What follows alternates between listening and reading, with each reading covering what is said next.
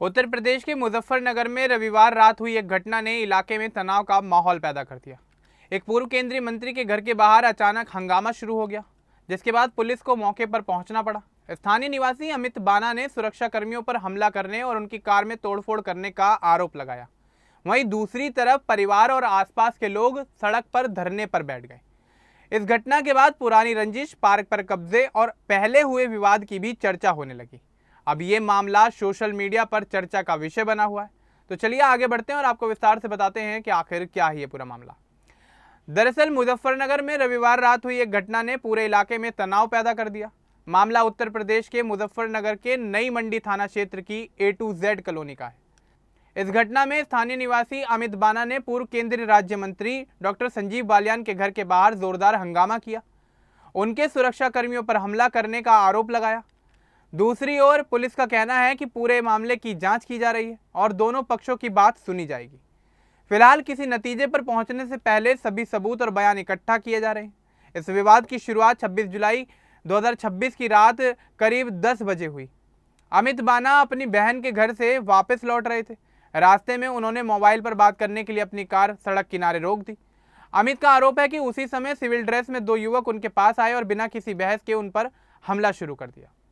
उनके मुताबिक एक युवक ने बेसबॉल का डंडा लेकर उनके हाथ पर वार किया, जिससे उन्हें चोट लगी। उन्होंने यह भी आरोप लगाया कि दोनों युवकों ने उनकी कार में भी तोड़फोड़ की और उसके शीशे तथा दूसरे हिस्सों को नुकसान पहुंचाया। अमित बाना का कहना है कि हमला करने के बाद दोनों युवक सीधे पूर्व केंद्रीय राज्य मंत्री डॉक्टर संजीव बालियान के घर के अंदर चले गए। इसके बाद उन्होंने अपने परिवार को पूरी घटना की जानकारी दी। कुछ ही देर में उनके भाई डॉक्टर ललित बाना और परिवार के दूसरे सदस्य मौके पर पहुंच गए। परिवार ने डॉक्टर संजीव बालियान से घर के बाहर आकर बात करने की मांग की। उनका कहना है कि उन्हें जवाब मिला कि सुबह आकर बात करें। परिवार का दावा है कि इस बातचीत का वीडियो भी उनके पास मौजूद है। घटना की सूचना मिलते ही नई मंडी थाना पुलिस मौके पर पहुंच गई। पुलिस ने दोनों पक्षों को समझाने और मामला शांत कराने की कोशिश की, लेकिन अमित बाना और उनके परिवार का कहना था कि जब तक आरोपियों के खिलाफ कार्रवाई नहीं होगी तब तक वे वहां से नहीं हटेंगे। रात करीब 12 बजे अमित बाना, डॉक्टर ललित बाना और कॉलोनी के कई लोग डॉक्टर संजीव बालियान के घर के बाहर धरने पर बैठ गए। इसी दौरान नारेबाजी भी हुई और इलाके में लोगों की भीड़ जमा हो गई। धरने के दौरान अमित बाना ने कई गंभीर आरोप लगाए। उनका कहना है कि डॉक्टर संजीव बालियान और उनके भाई विवेक बालियान के साथ उनकी पुरानी रंजिश चल रही है। अमित का आरोप है कि उन्होंने कॉलोनी में हुए कथित अतिक्रमण की शिकायत कई बार प्रशासन से की थी। उनके अनुसार कॉलोनी के एक सार्वजनिक पार्क पर कब्जा करके मकान बना लिया गया है। साथ ही उन्होंने यह भी आरोप लगाया कि दूसरे पार्क के एक हिस्से को घर में मिलाकर उसे पार्किंग के रूप में इस्तेमाल किया जा रहा है। अमित का कहना है कि इन्हीं शिकायतों की वजह से उनके साथ दुश्मनी रखी जा रही है।